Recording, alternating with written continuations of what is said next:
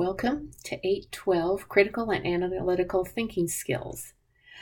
We are going to explore ideas for your concept that might possibly serve as your dissertation. So let's talk a little about what the dissertation entails.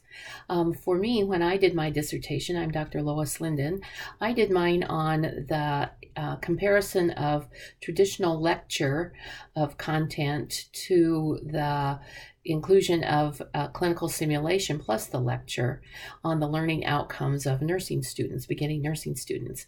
And the results were that the students did have a significant increase in their learning when clinical simulation was used. So the concepts that I incorporated in some of them into my dissertation included clinical simulation, lecture, and then learning outcomes, as well as, of course, other concepts and theories. So this class gives you an opportunity to start to explore some of the literature and think about if you might want to use this concept, that your educational concept, for a possible dissertation topic.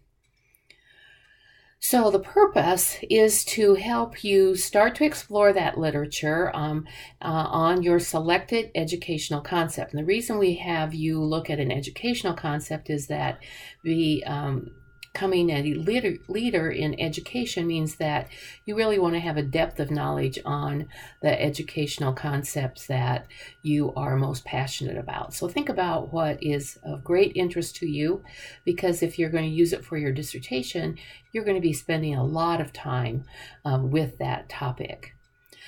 Secondly, you want to be able to critically analyze some of the research and the articles that are already out there so that you have a depth of understanding of them. So this is going to scratch the surface of that potential concept that you might use. You will be looking at doing 6 to 8 up to 10 articles that you're going to do a concept analysis on. And a concept analysis is really breaking down the concept into understandable parts and then clearly describing them so that others can also have a good understanding. In addition, you'll be doing a paper and presentation on your concept, brief on both, so that you have an opportunity to practice some of those scholarly skills as well. And then finally, you'll be able to draw some conclusions about your own possible concept topic for a potential dissertation. And that can be something that you actually decide based upon this class, or might put in a maybe kind of option, or you might consider, wow, I'm not even thinking I want to get into that topic at all, and that's also an okay outcome from this course. So in sort of summary of that, we're going to start you off with a review of literature on the concept or the concept analysis topic that you're choosing. You want to organize that material, and we'll talk a little more about that briefly in a minute. And then the main aspect of assignments will be actually synthesizing the material into the component parts of the concept analysis, and then finally presenting to the class and writing the paper so that you'll be communicating clearly. Underlying all of these things will be the self-regulated learning you will be doing as a doctoral student that you will continue to do, with the intent that the learning outcomes will be enhanced through the resources provided, as well as your own motivation to work on this course. So what will it take to be successful? Well, we have a lot of course resources for you. Of course, the course syllabus, and you're going to start out with a self-assessment survey to look at some of the areas that apply to this course, as well as to just doctoral education in general. I've developed a calendar of sorts on a one-page that's 812 at a glance, so that you can see what assignments are expected for the whole 8 weeks. And then there will be also lots of articles and videos that you will review on your own, but we can also dialogue on them whenever you have a need. So you'll be working on these related to concept analysis and critical thinking, and the review of literature matrix for organizing the articles that you're finding. And the Canvas learning management system is what we'll be using, of course. And this course is divided into modules. So under course deliverables, the first module is the Getting Started module. It's already open for you, and it includes the self-assessment survey and a reflection that you will post for that, and that will be due next week. And then 2 entries in the review of literature matrix on the concept, or you can choose to do a format of your choice if you don't want to use the matrix. But you'll be making 2 entries on articles or research that you have located, and we'll be reviewing or critiquing those in this Getting Started module. And then the next module will be module 1 on the review of literature, and you'll continue to add to your initial 2 entries. So you'll make 5 new entries to that, and you'll want to make sure that you're using professional peer-reviewed kinds of articles and research. Ideally, research as much as possible, but when you start looking at articles, there sometimes are good summaries or synthesis articles, or just some expert that's talking about things. So you aren't limited to research, but you will want to have about 5 of those in your lit review that are research-based. And then once you have critiqued those pieces of literature, you'll move to module 2, which is beginning to look at the concept analysis components. This course only has you work with 5 of the components: the definition, the defining characteristics or attributes of the concept, what precedes or the antecedents of the concept, the results or consequences of the concept, and then a visual representation or diagram that links the concept, sub-concepts together. And then finally, you will, in module 3, do a presentation. We're going to have class towards the end of February, where you will present 4 to 5 slides and then turn in a concept analysis paper. Some of the other details of the course: of course, this is a 1 credit, 8-week course, and it's always interesting that people are like, well, this is a lot of work for 1 credit, but according to the Carnegie Foundation, a Carnegie unit would entail for an 8-week course like this for 1 credit, 2 to 3 hours or a little more even per week to complete the assignment. But in order to complete the assignment, you would need to do a lot of that resource review, readings, and videos to watch, things like that, in preparation for working on your actual assignment. You'll see the assignments are typically due at 10:59 p.m. on the date they're due, unless it's otherwise specified. Research has shown that it's important for us to function more effectively and efficiently if we've had adequate sleep. And so rather than keeping people up to midnight, getting an extra hour of sleep might help you with your next day's work or study. Canvas, as we mentioned, will be used for the assignments and resources. We will also use that conferencing aspect of Canvas for a synchronous class. You will be expected to meet with me sometime towards the end of February on a 1-to-1, so we can talk about the work you've done and dialogue about any other enhancements that you might want to make before you work on your final submissions. And then the synchronous class is scheduled for February 25th or 26th, and you will be able to choose which of those 2 dates you would like to participate in. And of course, we'll be using discussions and assignments and our class time to work together on the actual content that we're exploring, but this is individual, it's application to your areas of interest, but we'll also have lots of interaction for us. Even though we don't spend a lot of time together, ideally you're able to communicate with each other or me whenever it's important for your work.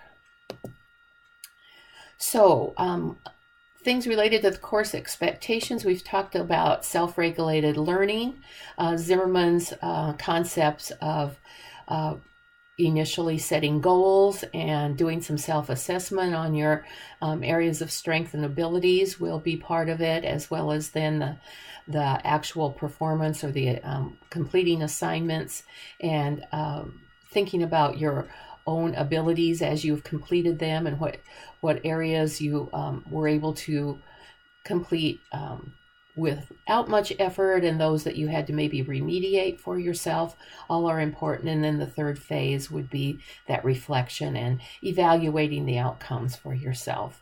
We'll also do some preliminary work with Elder and Paul, or Paul and Elder. They do lots of back and forth on who's the first author in their work, but related to critical thinking, where that analysis piece of really critiquing the materials that you'll be looking at and your own work, and not just accepting things for face value, will come into play.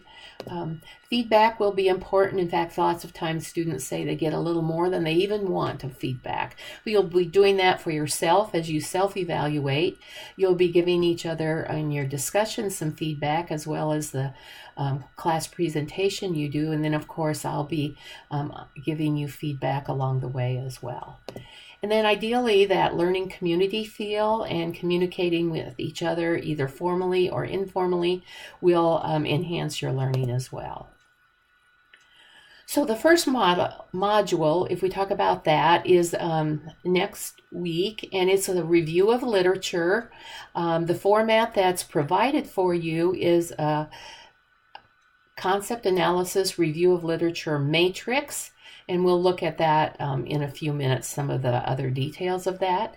But you are able to use a different format of your own choosing if you want to. The goal of this would be that you are able to organize your materials and that you are able to gather the information that's pertinent for this actual concept analysis that you'll be doing.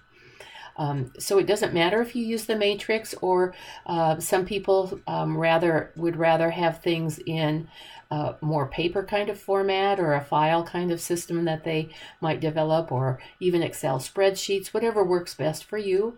But you do need to include the component parts of the concept analysis, and we'll look at those in a minute.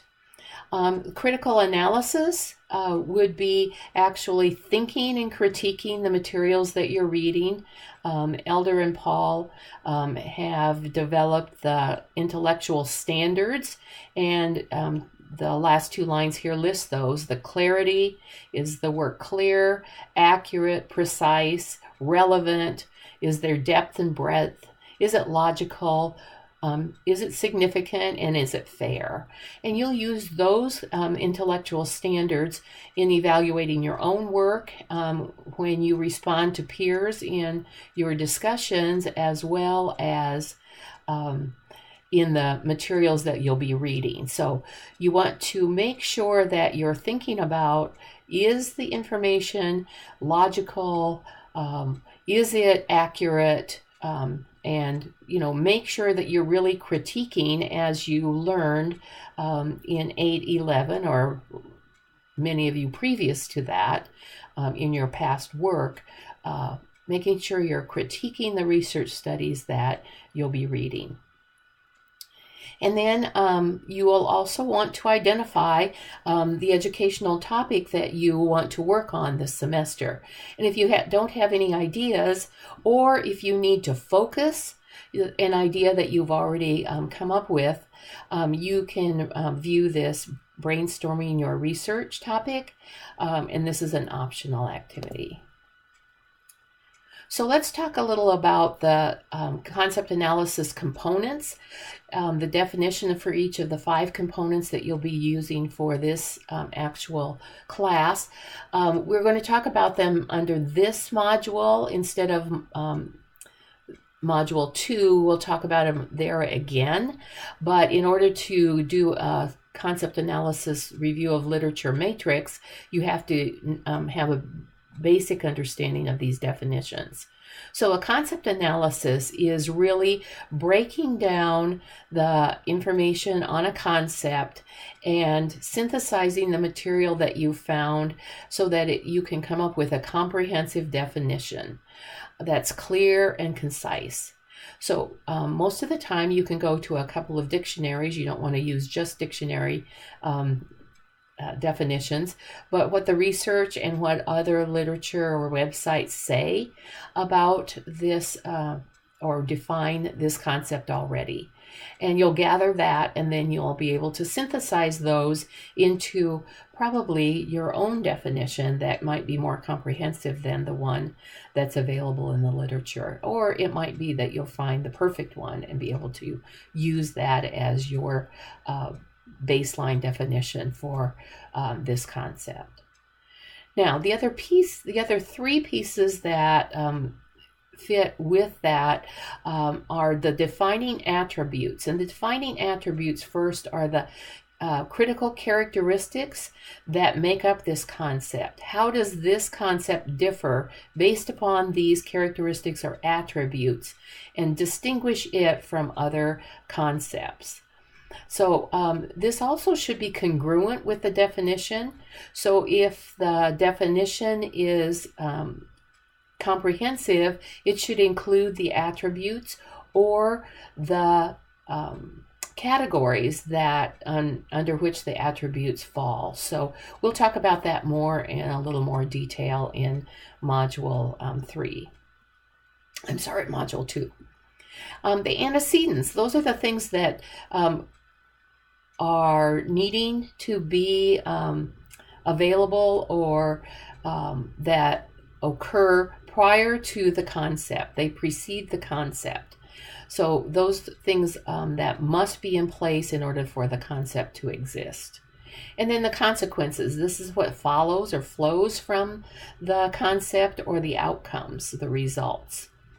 One thing that confuses people sometimes is that the consequences, sometimes they think of, well, these are the negative concept or consequences that occur if the concept isn't actually there, but we're really looking for those that result when the concept is in place or does exist. So we're not looking for those things that result when the concept is not available or when there's an absence of the concept. And then the fifth one that we said will be included in your concept analysis paper and presentation will be the visual representation. And what research talks about is that a figure or a diagram is clarity in understanding the various components as well as the relationship between the components. And so that can be an enhancement of your scholarly work. And so that will be the final piece that will be part of your concept analysis. So if your first assignment will really be related to adding some or two literature reviews to the matrix or the format of your choice. So included here is an example so that you would have an opportunity to see what might be involved in this. The first aspect is the reference that you will want to include, and that is on the left, and that's just basic APA format. And once you have that, then you can always have that available to yourself and keeps that material organized. Then this was an article on motivation, and it was sort of a synthesis article or an update that a scholar had done. And so there were some components of what was viewed as the different types of motivation. And then towards the end, there seemed to have been sort of a synthesis of some of the materials that were discussed. And so I included that in the definition area. I put the definition that I thought was appropriate from this article in quotes and included the page number. So between the reference and the page number, I would either be able to paraphrase it into a citation or have a quote as a citation so that I am very clear with myself on if it's a quote or just a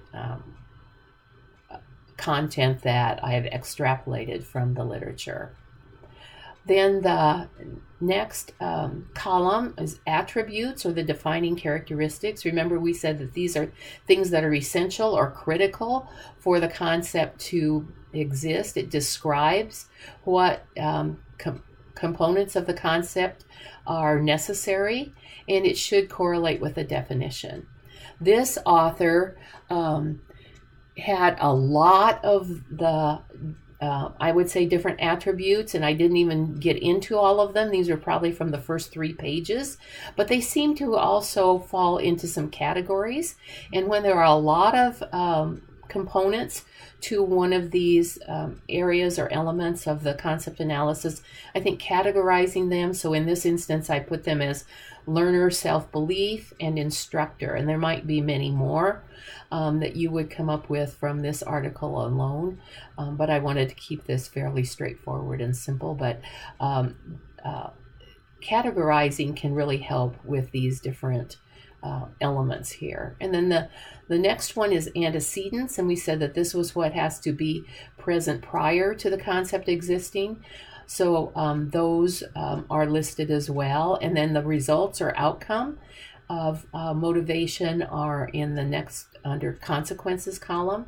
And then in this instance, there were a few comments. Lots of times there aren't comments that I would make in, I was doing this for myself, but this article had a great table and also had lots of theoretical information. And I would want to make sure that I was aware of that when I was looking back at this material. And then you would just go on with the next article and how that would look. So this is just an opportunity for you to use this structure if you feel like it for organization or something you're familiar with or want to create.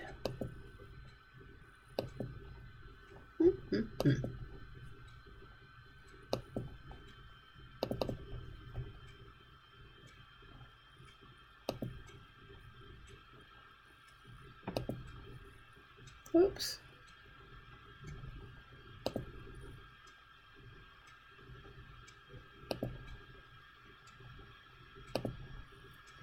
So the second module, I'm sorry about that little confusion there. The second module is the actual concept analysis, and this is when you take those resources that you found in your first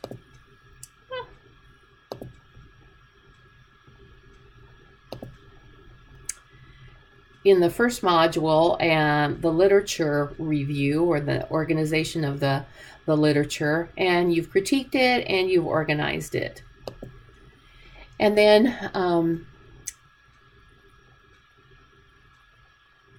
you evaluated, then you critiqued it and organized it, and then you're going to actually use it. Let me get rid of this pen. I think that's our problem. And then you'll use it by defining the concept and describing the antecedents, attributes, consequences, and then developing that figure. And then the third module, the last 3 weeks of the course, is communicating your concept analysis through that presentation and paper. Practicing scholarly work is part of the EDD program, and we do expect that you can improve skills through the actual use of these formats. So in summary, you should be using or selecting a concept with an educational focus that you could consider for a future dissertation project. And then you'll be able to decide whether or not that's appropriate. If it's something that you're passionate about and it still intrigues you, you can move forward. However, if you start looking at this literature and you're like, this is not where I want to spend a lot of time and effort in the future, now would be a great time to decide that. Or maybe you're like, I'm not sure at this point. Well, you can make the decision later also, but this gives you an opportunity to get a little deeper into the topic. You are expected with your dissertation to become an expert in the concepts that are included in your dissertation. So it's never a bad thing to start now on on exploring some of these, because you will be spending a lot of time and energy in developing that depth and communicating it to others. So I look forward to working with you over the next few weeks. Since this is our first opportunity to work together, I think it will be a great venture that we can take together. I am available as often or as frequent as you need. I am available by text or email, probably the easiest. So don't hesitate to ask for clarification, or we can spend some time together answering questions on your own work, whatever you need to make this course successful for yourself. So let's go ahead and get started on 812. See you virtually in the near future. Bye.